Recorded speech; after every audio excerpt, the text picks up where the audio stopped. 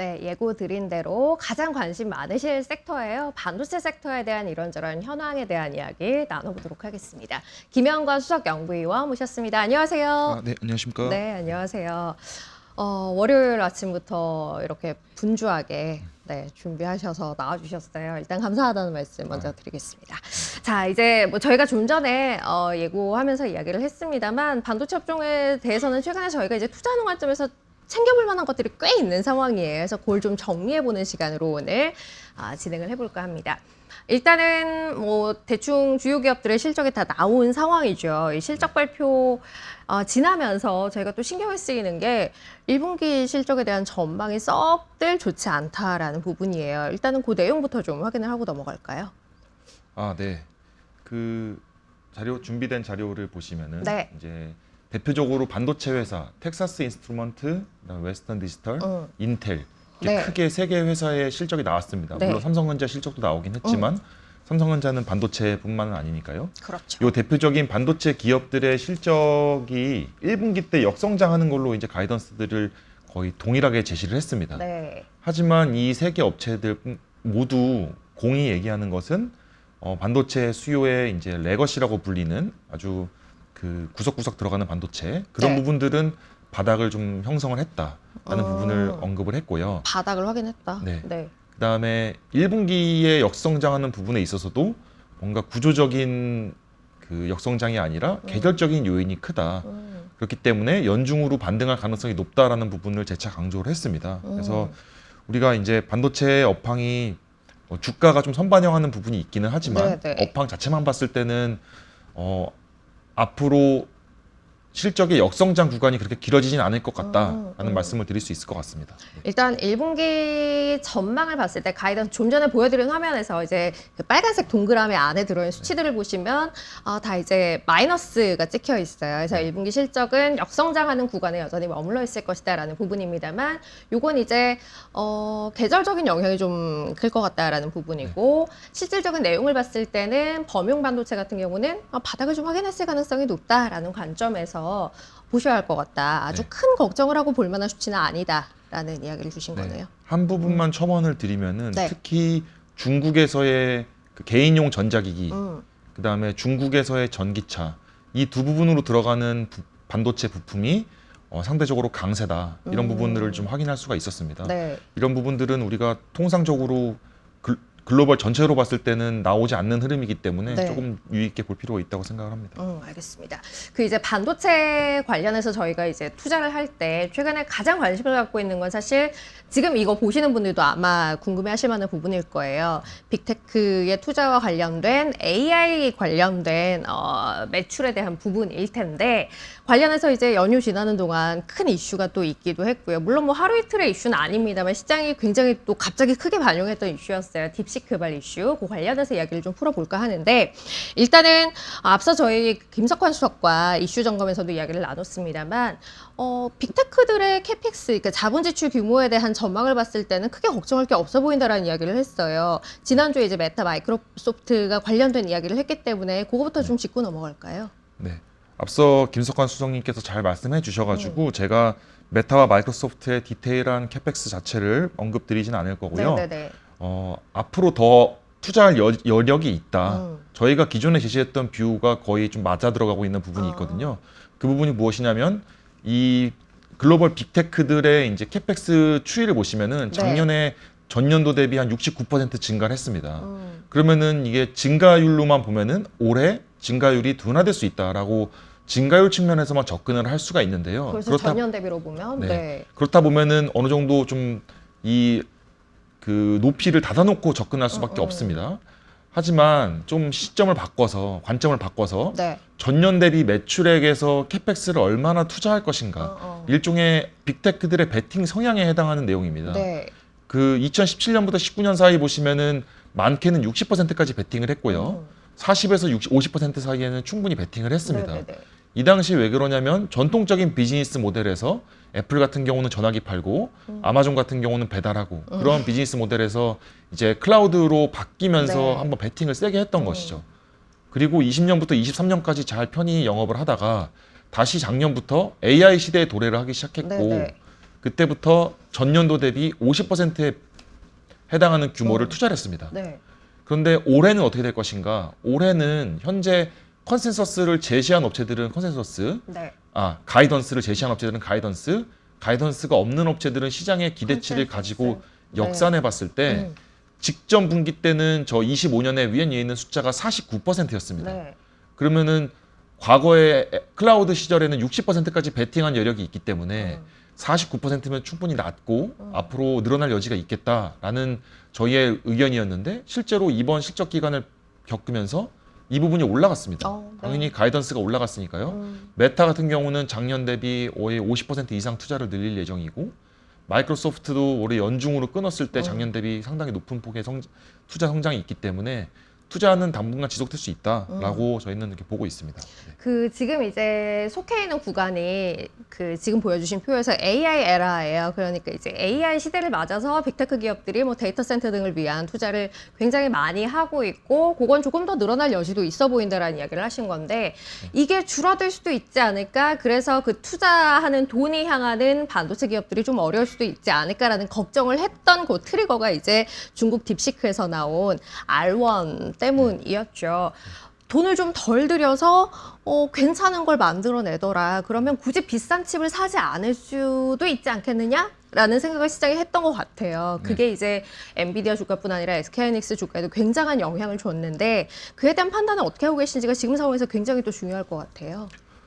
네. 그게 상당히 뭐 투자자분들 우려도 많으신 내용인 것 같고 저도 상당히 충격적인 내용이었는데요. 네. 좀 곰곰이 조금 더 살펴보면은 사실은 정말로 이 부분이 싸다고 빠졌을 것인가, 그 자본 투자가 적다고 빠졌을 것인가에 대한 의문을 가질 필요가 있습니다. 네네.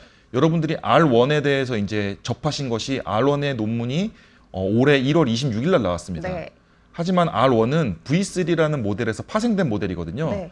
V3는 작년 12월 20일 날 나왔습니다. 그렇죠. 근데 막상 이 트레이닝 비용에 대해서 언급한 건 V3 논문에만 발생이 됐던 겁니다.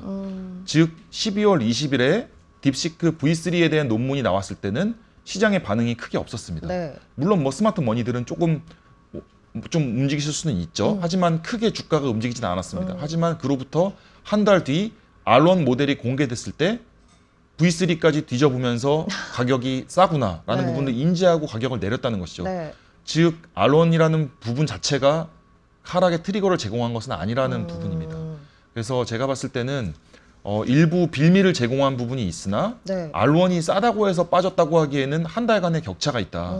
즉 R1이 어느 정도 뛰어났기 때문에 그 부분에 대한 경계의식이나 또는 그 이전에 발표했던 가격을 접목했을 때 싸고 성능도 좋다라고 해서 빠졌다는 것이지, 단순히 가격이 그 560밀리언이라는 저 56억이죠. 네. 56억에서 7억이라는 아주 자극적인 숫자에 매몰될 필요는 없다라고 저는 생각을 하고요. 네. 네. 그리고 이제 고성능 반도체를 썼느니 안 썼느니에 대한 논쟁이 많은 상황입니다. 하지만 이 부분을 저희가 이제 검증할 수 있는 부분은 없죠. 하지만 이제 시장의 수많은 의견 또는 전문가 집단에서 현재 딥시크 R1이 논문에서 제시된 것처럼 뭐 H20 모델을 사용해 가지고 트레이닝을 했다라거나 그렇게 H800을 사용했다거나 이렇게 아닐 수 있다. 네. 실제로는 뭐 H100을 몇 대 갖고 있고 그런 부분을 사용할 수 있다. 그런 부분은 저희가 확인하기가 어려운 부분이죠. 네. 뭐 수치적으로는 일부 수치적으로는 좀 의심이 되는 부분들도 있습니다. 특정 지역에 대한 수출액이 급증했다든지. 하지만 우리가 이 부분을 확인하기보다는 이 부분은 다음 모델의 검증이 확실하게 될 것으로 보여집니다. 이번 계기에 H800이 됐든 무엇이 됐든 여튼 딥시크가 보유한 최고의 리소스를 이용해서 현재 이 정도 퍼포먼스가 나온 것 아닙니까? 그렇다면은 다음 모델에는 어느 정도 최소한 추가적인 GPU 투입이 가도하지 않을 수 있고, 왜냐하면 제재가 강하니까요. 네. 그리고 더 강해지고 있으니까요. 네, 그렇고 블랙엘 GPU가 이제 출시가 될 텐데 블랙엘을 가져가지 못하는 것은 사실상 팩트에 가깝지 않습니까? 네. 그렇다고 하면 블랙엘이 없는 딥시크와 블랙엘이 있는 딥시크 또는 블랙엘을 갖고 있는 오픈 AI와의 비교가 명확하게 된다는 것이죠. 네. 그래서 현재까지 주도권을 갖고 있던 오픈 AI나 라마가 블랙엘을 썼더니 퍼포먼스에 큰 상상이 있는데 딥시크라는 모델은 블랙엘을 쓰지 않은 게 자명한데 다음번 모델의 성장이 그렇게 뚜렷하지 않다라고 하면 그 순간 블랙엘의 중요성이 한 번에 검증이 되는 것입니다.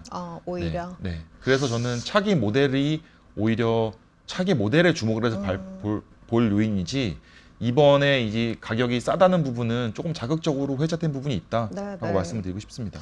그러니까 이제 시장이 보고 있는 건 지금 딥시크에서는 아주 고성능의 반도체를 사용하지 않고 비용을 덜 들였는데도 오픈 AI의 O1 같은 좋은 성능의 AI 모델을 내놨더라. 그러니까 이제 돈을 덜 들여도 되는 것 아니냐? 그러니까 엔비디아의 고성능 칩이 덜 팔릴 것 아니냐라는 부분을 굉장히 좀 강하게 반영을 하고 있는 상황이기는 하지만 그에 대한 검증을 하려면 다음 모델을 딥시크에서 내놓을 다음 모델을 봐야 그게 이제 명확해질 것 같다라는 부분이고 가능성으로 봤을 때는 어느 쪽에 무게를 두세요? 저는 낮다고 보고 있습니다. 그러니까 그래요. 물론 딥시크 V3에서 R1으로 갔을 때 그 몇 가지 포인트들이 있습니다. 네. 이 부분이 그 동안에 이제 그 빅테크들이 생각하지 못했던 아이디어들을 적용을 함으로 인해서 상당히 뛰어난 모델을 만들었구나 하는 부분은 있지만 저는 그것은 이제 어떻게 보면은 그 로직에 있어서의 발전이지 사실은 컴퓨팅 파워에 있어서의 추가적인 투입은 좀 제한적일 거라고 저는 보고 있기 때문에 일단 뭐 지금 확인할 수 있는 게 많진 않지만 뭐 정황상 실제로는 고성능 칩이 좀 들어갔을 가능성도 있어 보인다라는 것이고 그걸 빼고도 괜찮은지에 대한 거는 이제 다음 모델에서 확인이 될 것이다. 다만 그 가능성이라는 측면을 봤을 때는 뺀 상황에서 다른 기업들보다 더 나은 퍼포먼스를 보여줄 수 있을 것인가에 대해서는 좀 의문이 있다라는 이야기를 주신 것 같아요. 그래서 이제 결론적으로는 시장의 반응이 좀 현재로서는 과도해 보인다라는 이야기를 주신 것 같고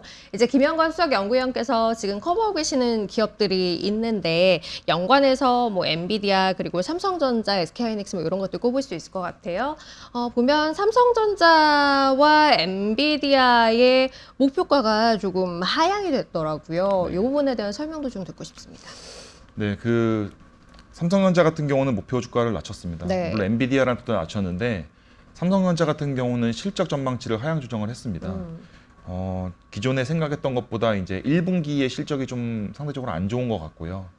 1분기 실적이 안 좋은 이유는 이제 엔비디아의 신제품이 조금 밀린다는 이제 소식이 좀 들리지 않았습니까? 그럼으로 인해서 엔비디아의 신제품을 구매하려는 구매자가 과거 모델로 회귀하는 경향이 좀 있다고 합니다. 또는 아예 신제품이 나오면은 살려고 기다리는 대기 수요. 어찌되었든 현재 기준보다는 양쪽으로 이렇게 벌어지는 것이죠. 그렇다면은 삼성전자의 HBM은 신규로 진입을 해야 되는 상황인데 과거 거는 원래 안 하고 있었고 신규로 하는 거는 미뤄지고 하다 보니까 둘 다 가져갈 수가 없는 거네요. 상반기 때 아마 좀 공백기가 좀 발생을 할 것 같다라는 부분을 고려해서 실적을 하향 조정해서 삼성전자의 주가를 84,000원에서 8만 원으로 낮췄고요. 그래도 뭐 저희가 사용하는 밸류에이션은 SOTP 밸류에이션, 사업부별로의 이제 기업 가치를 더하는 밸류에이션인데 저희 DS라고 보시면은 저 부분이 반도체 영역입니다. DS 반도체의 시가총액이 196조, 200조가 안 되는 상황입니다. 그래서 이 정도라고 하면 메모리도 156조, 즉 하이닉스 대비 그렇게 차이가 많이 안 나죠. 그래서 이 정도라고 하면 충분히 낮은 기업 가치를 반영을 한 것이고 요 밸류에이션 방법으로도 8만 원 이하로는 내려갈 가능성은 낮다라고 저는 판단을 하고 있습니다. 그리고 또 하나의 긍정적으로 보는 부분은 2023년부터 급격하게 R&D의 R&D 투입이 늘어났습니다. 그래서 매출액 대비 비중도 늘어났고 전년 대비의 증가율도 상당히 지금 높아져 있는 상황인데 저희가 다른 거는 거짓말을 해도 R&D 투입을 한 금액은 거짓말을 크게 안 합니다. 그래서 R&D에 대한 효과가 나오면 밸류에이션 반등부터 나타날 것이다 라고 판단을 하고 있고요. 기대를 하고 있고 엔비디아 같은 경우는 밸류에이션을 낮췄습니다. 근데 뭐 실적 조정 이번에 저희가 이제 방금 딥시크에서 말씀을 드렸다시피 이제 실적 조정은 크지 않을 것으로 판단을 하고 있고요. 왜냐하면 단기적으로는 딥시크 여파가 그 엔비디아의 매출에는 미칠 영향이 제한적일 거라고 보기 때문에 그렇습니다. 하지만 최근에 전반적으로 빅테크 밸류에이션이 조금 낮아진 부분들을 고려해서 피어 밸류에이션을 조금 고려를 해서 이제 밸류에이션을 좀 하향했습니다. 기존에는 46배를 줬었는데 이제 43배로 낮췄고요. 43배라고 하면은 그림 왼쪽 아래를 보시면은 다른 반도체들 대비했을 때는 좀 비싸 보이는 면이 있습니다. 그 이익 성장률 대비. 하지만 오른쪽을 보시면은 다른 빅테크들 대비했을 때는 이익 성장 대비 그렇게 비싸지가 않다는 부분을 느끼실 수가 있을 것입니다. 그래서 밸류에이션이 그렇게 과도하지 않고 43배라는 부분은 왼쪽 위 그림의 이제 역사적인 비교를 해보면 네. 평균보다 플러스 1표준 편차에 못 미치는 정도의 밸류에이션이기 때문에 네.